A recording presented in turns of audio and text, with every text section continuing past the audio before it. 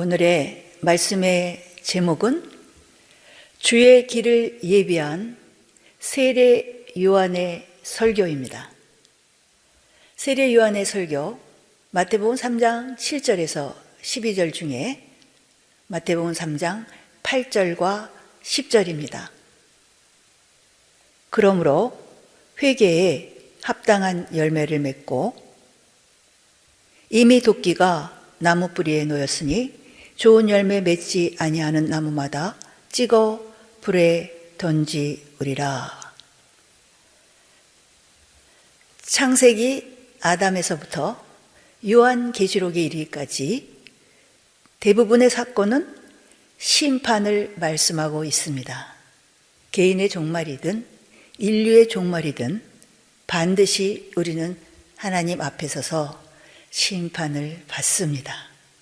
특히 신약에 와서는 개인의 종말보다 인류의 종말, 곧 주님의 재림에 초점을 맞추어 마태복음 3장의 세례 요한의 가르침으로부터 시작하여 요한계시록까지 그날 심판의 때를 위하여 어떤 믿음으로 살아가야 하는지에 대해 말씀하고 있습니다. 특히 이 세례 요한은 회개에 합당한 열매를 맺으라. 왜냐하면 좋은 열매 맺지 아니하는 나무마다 찍혀 불에 던지우기 때문이라고 말씀하고 있습니다. 세례 요한은 주의 길을 평탄케 하기 위해 초림의 주님에 앞서 보내심을 입은 선지 엘리야였습니다. 자, 마태복음 3장 1절에서 3절입니다. 그때 세례 요한이 이르러 유대 광야에서 전파하여 가로되 회개하라 천국이 가까웠느니라 하였으니 저는 선지자 이사야로 말씀하신 자라. 일렀으되 광야에 외치는 자의 소리가 있어 가로되 너희는 주의 길을 예비하라 그의 첩경을 평탄케 하라 하였느니라. 주의 길을 예비하라 그의 첩경을 평탄케 하라. 이 세례 요한을 구약의 마지막 장 말라기 4장에서는 선지 엘리야가 와서 시내 산에서 모세에게 명한 법, 곧 율례와 법도를 가르쳐 백성의 마음을 하나님께로 돌아오게 할 것인데 그 선지 엘리야가 세례 요한이었습니다. 자, 말라기 4장 4절에서 6절입니다. 너희는 내가 호렙에서 온 이스라엘을 위하여 내 종 모세에게 명한 법, 곧 율례와 법도를 기억하라. 보라, 여호와의 크고 두려운 날이 이르기 전에 내가 선지 엘리야를 너에게 보내리니 그가 아비의 마음을 자녀에게로 돌이키게 하고 자녀들의 마음을 그들의 아비에게로 돌이키게 하리라. 돌이키지 아니하면 두렵건대 내가 와서 저주로 그 땅을 칠까 하노라 하시니라. 선지 엘리야로서 세례 요한의 사명이 무엇이었습니까? 호렙에서 모세에게 명하신 율법, 곧 언약의 말씀을 선포하여 언약에서 떠나 있는 이스라엘 백성의 마음을 하나님에게로 다시 돌아오게 하는 것, 곧 이스라엘 백성으로 주맞을 준비시키는 것이었습니다. 바로 이 선지 엘리야가 세례 요한이라는 것을 신약에서 누가복음 1장 13절에서 17절에 증명하고 있습니다. 자, 누가복음 1장 13절에서 17절의 말씀을 읽겠습니다. 천사가 일러 가로되 사가랴여 무서워 말라 너의 간구함이 들린지라 네 아내 엘리사벳이 네게 아들을 낳아주리니 그 이름을 요한이라 하라. 너도 기뻐하고 즐거워할 것이요 많은 사람도 그의 남을 기뻐하리니 이는 저가 주 앞에 큰 자가 되며 포도주나 소주를 마시지 아니하며 모태로부터 성령의 충만함을 입어 이스라엘 자손을 주 곧 저희 하나님께로 많이 돌아오게 하겠음이니라. 저가 또 엘리야의 심령과 능력으로 주 앞에 앞서가서 아비의 마음을 자식에게, 거스리는 자를 의인의 슬기에 돌아오게 하고 주를 위하여 세운 백성을 예비하리라. 주의 길을 예비한 세례 요한의 설교는 마태복음 3장 7절에서 12절입니다. 이 마태복음은 거의 대부분의 말씀이 천국에 들어가려면, 즉 영혼의 구원을 이루려면 어떻게 살아야 하는가에 대해 설명하고 있습니다. 그 첫 번째가 바로 마태복음 3장 7절부터 12절에 나오는 세례 요한의 설교입니다. 차례차례 우리 알아보도록 하겠습니다. 자, 마태복음 3장 7절에서 9절의 말씀입니다. 요한이 많은 바리새인과 사두개인이 세례 베푸는 데 오는 것을 보고 이르되, 독사의 자식들아, 누가 너희를 가르쳐 임박한 진노를 피하라 하더냐. 그러므로 회개에 합당한 열매를 맺고 속으로 아브라함이 우리 조상이라고 생각지 말라. 내가 너에게 이르노니 하나님이 능히 이 돌들로도 아브라함의 자손이 되게 하시리라. 아브라함의 자손? 여기서 말하는 아브라함의 자손이란 누구를 두고 하는 말일까요? 자, 신약성경 갈라디아서 3장 27절에서 29절입니다. 누구든지 그리스도와 합하여 세례를 받은 자는 그리스도로 옷 입었느니라. 너희는 유대인이나 헬라인이나 종이나 자주자나 남자나 여자 없이 다 그리스도 예수 안에서 하나이니라. 너희가 그리스도께 속한 자면 곧 아브라함의 자손이요 약속대로 유업을 이을 자니라. 자, 신약성경 갈라디아서 3장 27절에서 29절의 말씀에 의하면 육적으로나 혈통적으로 난 자만이 아브라함의 자손이 아니라 그리스도께 속한 자, 곧 예수를 주로 고백한 자는 누구든지 아브라함의 자손이요 약속대로 유업을 이을 자라는 것입니다. 쉽게 말해 예수를 주로 고백한 저와 여러분이 바로 아브라함의 자손인 것입니다. 자, 그러면 세례 요한은 누구에게 회개에 합당한 열매를 맺으라고 하였습니까? 바리새인과 사두개인들을 향해 너희가 아브라함의 자손이라고 하여도 회개에 합당한 열매를 맺지 않으면 임박한 진노를 피할 수 없다라고 말씀합니다. 속으로 아브라함이 우리 조상이라고 생각지 말라. 아브라함의 자손이라고 반드시 천국에 들어갈 것이라 생각하지 말라는 의미입니다. 왜냐하면 아브라함의 자손이라도 회개에 합당한 열매를 맺지 아니하면 찍혀 불에 던지기 때문입니다. 능히 이 돌들로도 아브라함의 자손이 되게 하시리라. 하나님 편에서 올 때 우리를 택하시고 구원하신 것보다 택하신 목적, 곧 구원하신 목적이 더 중요하다는 뜻입니다. 회개에 합당한 열매를 맺으라. 이 회개의 헬라어 원어는 메타노이아, 바로 돌아서다라는 뜻입니다. 즉, 내 생각을 버리고 하나님의 말씀으로 돌아가라는 것입니다. 따라서 하나님의 말씀대로 행하는 것이 하나님이 요구하시는 회개이며 회개에 합당한 열매입니다. 하나님의 말씀이 강대상에서 선포되면 그 말씀을 듣고 자신의 잘못을 인정하여 자백하는 것으로 끝나지 아니하고 그 말씀대로 행하는 것이 진정한 회개이며 회개에 합당한 열매라는 것입니다. 한마디로 마음속으로만 회개하는 것이 아니라 삶이 바뀌어야 한다는 것입니다. 세례 요한은 회개에 합당한 열매를 맺으라고 하십니다. 그러면 우리에게 이렇게 회개에 합당한 열매를 맺으라고 하는 이유는 무엇입니까?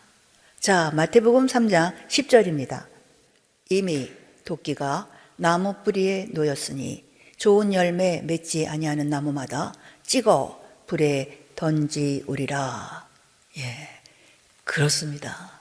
우리가 이런 말씀을 통해 반드시 깨달아야 하는 것은 아브라함의 자손이라 하더라도 회개에 합당한 열매, 즉 좋은 열매를 맺지 아니하면 찍혀 불에 던져진다는 사실입니다. 예, 예수 믿는 우리 좋은 열매 맺지 아니하는 나무마다 찍어 불에 던지우리라. 곧 회개에 합당한 열매를 맺지 아니하는 나무마다 하나님께서 찍어 불에 던지운다고 말씀하고 있는 것입니다.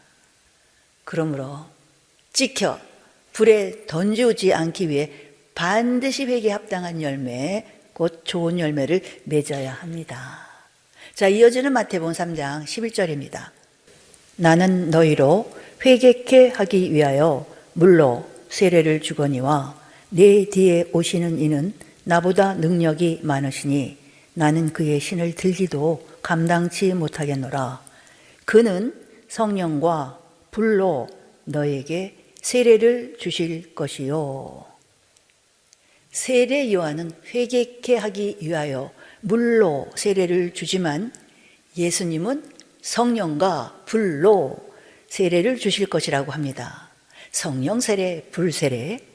다시 말해 회개에 합당한 열매를 많이 맺기 위해서는 성령 세례와 불 세례를 받아야 한다는 것입니다.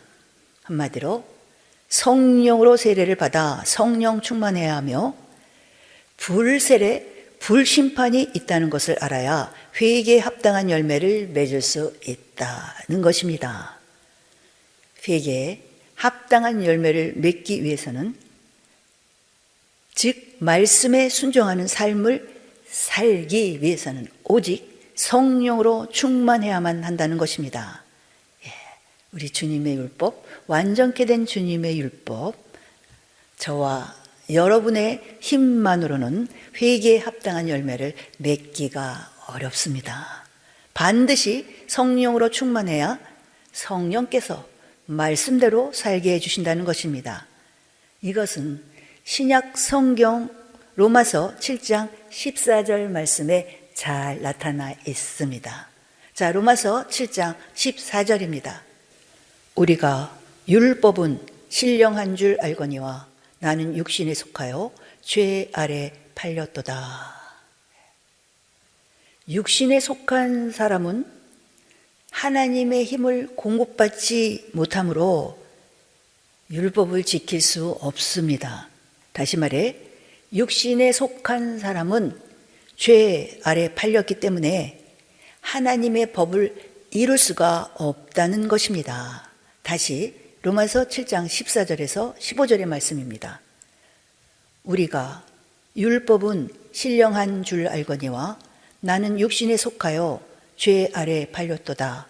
나의 행하는 것을 내가 알지 못하나니 곧 원하는 이것은 행하지 아니하고 도리어 미워하는 그것을 함이라. 나는 하나님의 뜻대로 하나님의 말씀대로 살려고 하지만 도리어 미워하는 그것을 한다. 자, 이어지는 말씀 로마서 7장 16절에서 17절입니다. 만일 내가 원치 아니하는 그것을 하면 내가 이로 율법의 선한 것을 시인하노니 이제는 이것을 행하는 자가 내가 아니요 내 속에 거하는 죄니라. 나는 하나님의 뜻대로 하나님의 율법을 지키며 살려고 하는데 내 속에 거하는 죄악의 법이 나를 사로잡아가서 하나님의 뜻대로 살지 못하게 한다는 것입니다. 그런데 내가 하나님의 뜻대로 살지 못하는 것은 내가 아니요 내 속에 거하는 죄 때문이라는 것입니다. 자, 계속 로마서 7장 18절에서 21절입니다. 내 속 곧 내 육신에 선한 것이 거하지 아니하는 줄을 아노니 원함은 내게 있으나 선을 행하는 것은 없노라. 내가 원하는 바 선은 하지 아니하고 도리어 원치 아니하는 바 악은 행하는도다. 만일 내가 원치 아니하는 그것을 하면 이를 행하는 자가 내가 아니요 내 속에 거하는 죄인이라.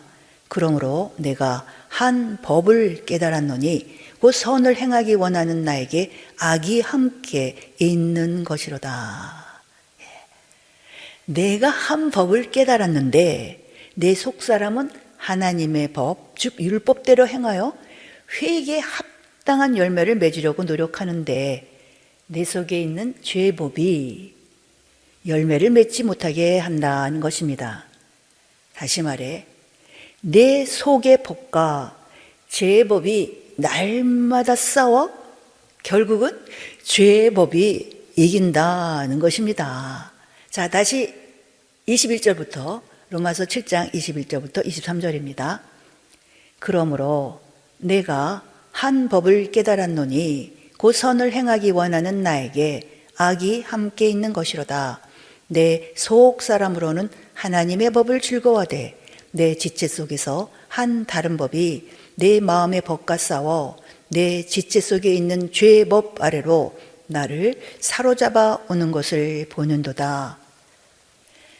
내가 한 법을 깨달았다라는 것은 내 마음에 하나님의 말씀, 곧 하나님의 법대로 순종하겠다는 속의 법과 순종하지 못하게 하는 죄의 법이 함께 공존하고 있다는 것입니다.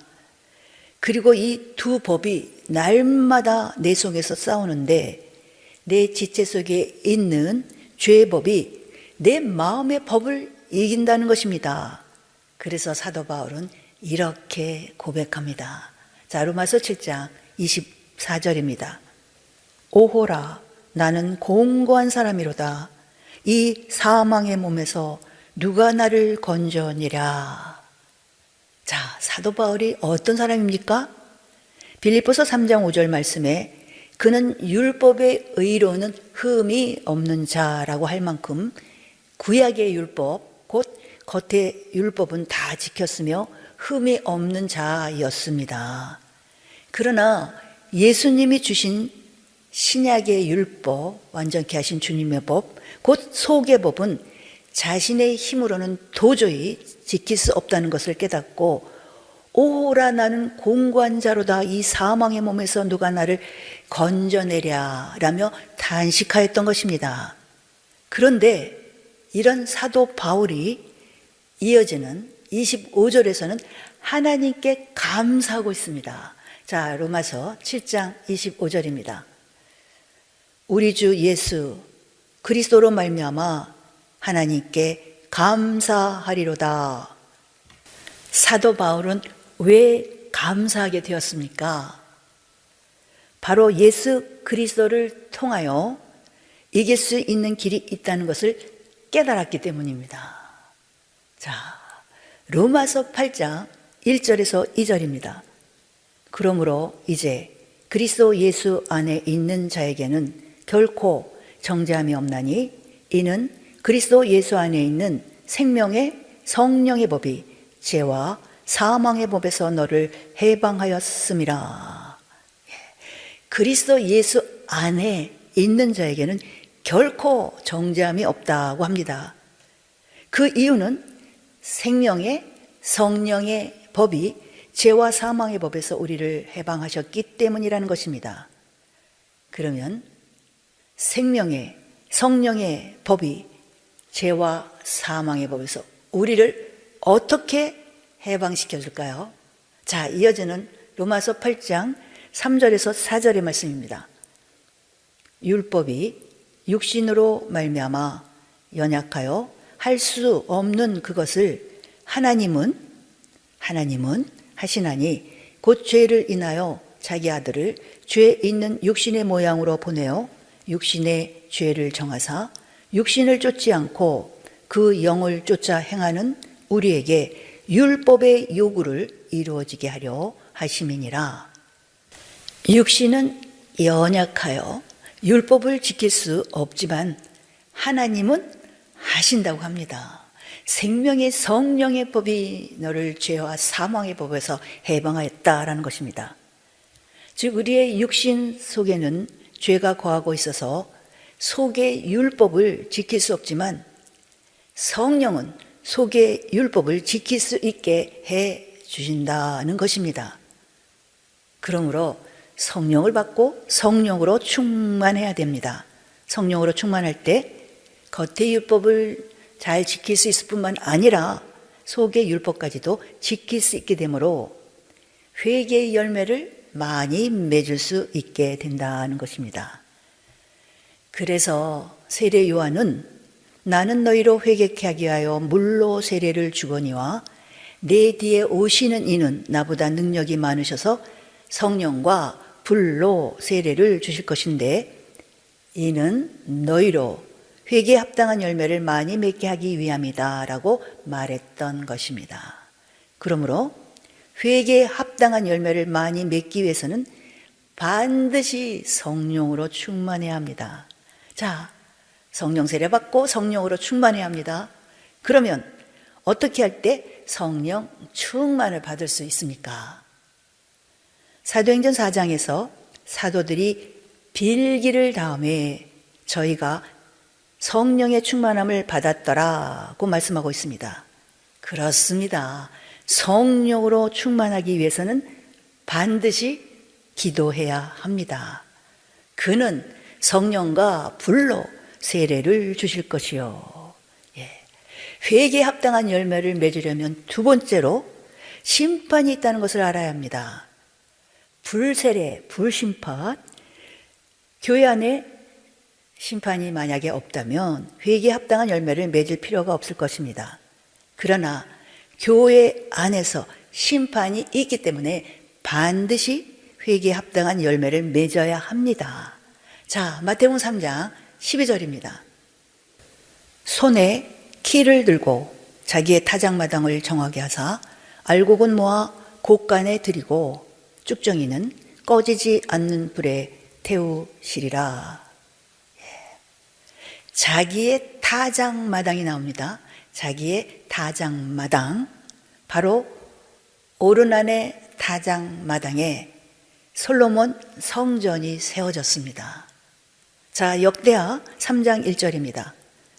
솔로몬이 예루살렘 모리아 산에 여호와의 전 건축하기를 시작하니 그곳은 전에 여호와께서 그 아비 다윗에게 나타나신 곳이요 여부스 사람 곧 오르난의 타작마당에 다윗이 정한 것이라. 이렇습니다. 타작마당, 바로 성전, 교회, 심판은 하나님의 집에서 시작되고 있는 것입니다.